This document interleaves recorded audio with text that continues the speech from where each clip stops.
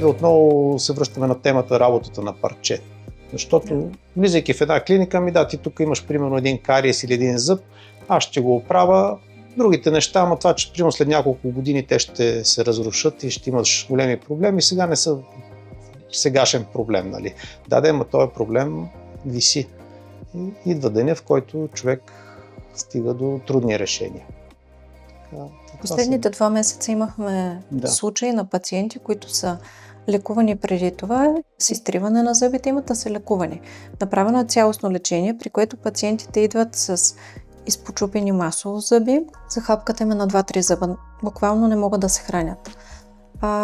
Разместена е цялата захапка, ставите имат болки в тях и ние трябва да започнем да преправим всичко от начало.